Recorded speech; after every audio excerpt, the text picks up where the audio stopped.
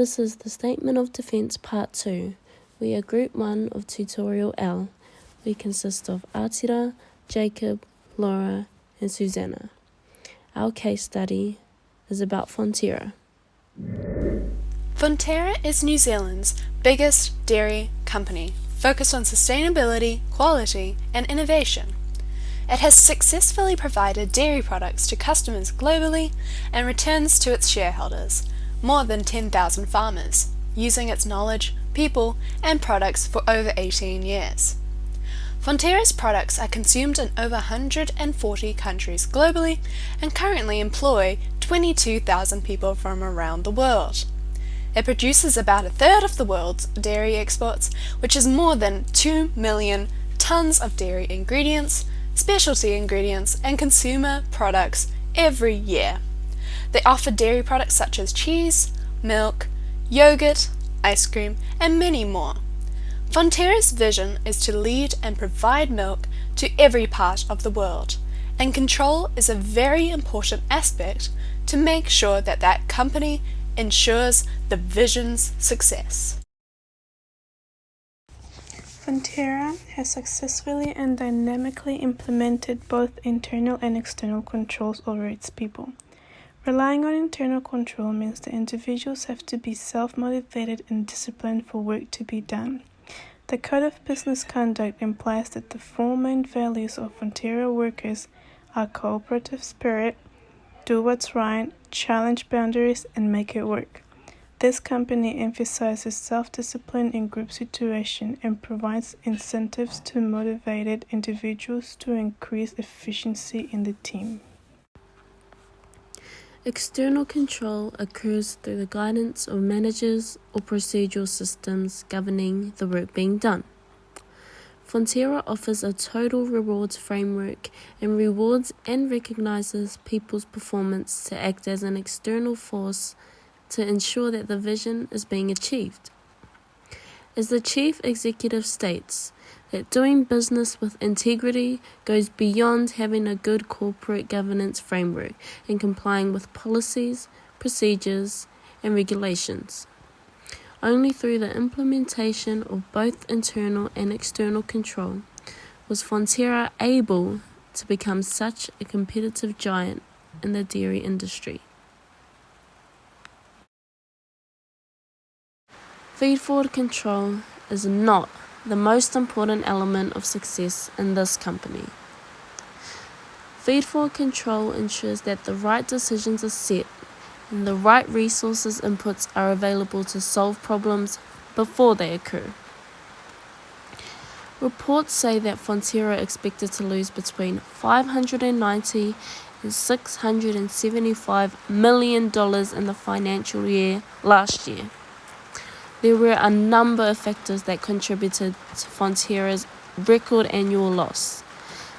A history of impairments, a great divide in salaries, lack of dividend, and fallen share prices saw a major loss for Fonterra. Many of the factors that contributed to the annual loss of Fonterra were results from a history of impairments, further proving why feed-forward control is not the most important element of success in this company. Concurrent control focuses on preventing problems in an organization while they are occurring.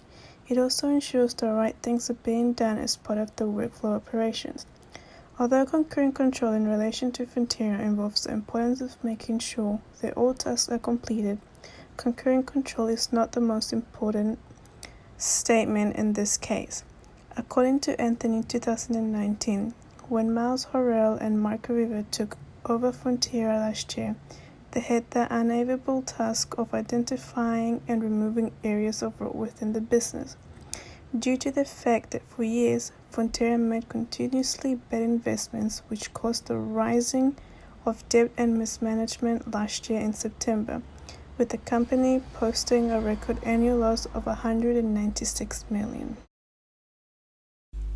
Clan control influences behavior of employees through the norms and expectations set by the organizational culture created by the business. Clan control has not been effectively applied, as we can see Fonterra's scale of business cannot be sustained by a small organizational force.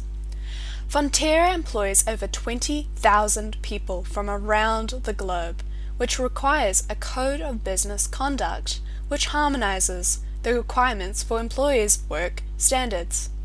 According to CHAG, exercising several organizational controls within a business will compromise an individual's ability of self-regulation and control because of redundancies and inefficiencies created. Performance is more closely regulated by the manager's type of control over the employees, which is illustrated through the procedures and rules set by the entity itself. For Fonterra, for control to be effectively applied, the organization must coordinate people and align behavior through procedures rather than simply relying on trust to achieve their goals and plans, regardless if the people's interests may line up with it. Feedback control is a method of management control that is implemented post-production and post-purchase. It refers to the evaluation of work after it has been completed. For example, this can be measured through consumer contentment after purchase of a business's product. In this case, it was Fonterra's milk products. After Fonterra's 2013 scare, in which a contaminated pipe thought to contain botulism-producing bacteria was used in production of whey products used for infant formula and sports drinks, feedback control was employed to fix the issue and regain consumer trust. However, data collected from Chinese social media site Weibo and news outlet Xinhua.net report that Fonterra was not fully successful in its management of public opinion postings on its Weibo accounts. This quote demonstrates insufficient feedback control, as when the crisis arose, Fonterra was unsuccessful in regaining that previous market share due to general public mistrust in China, even though the bacteria turned out to be harmless and internal production countermeasures were taken to remedy the issue to ensure it never happened again. Effective feedback control had the potential to decrease the amount of negative stigma around Fonterra's reputation after the crisis and help retain their previous market share, an aspect that is crucial to Fonterra's success in the competitive dairy market. Fonterra's impressively efficient and effective implementation of internal and external control methods through a strict adherence to their code of conduct and the encouragement of a sturdy work ethic proved to be the driving factor in their vast international successes. Although the control methods of feed-forward, concurrent, clan, and feedback control are used to varied degrees of effectiveness, none were found to be as prominent as internal and external controls when it came to giving Fonterra the edge needed to succeed in the competitive dairy market over their worldwide competitors.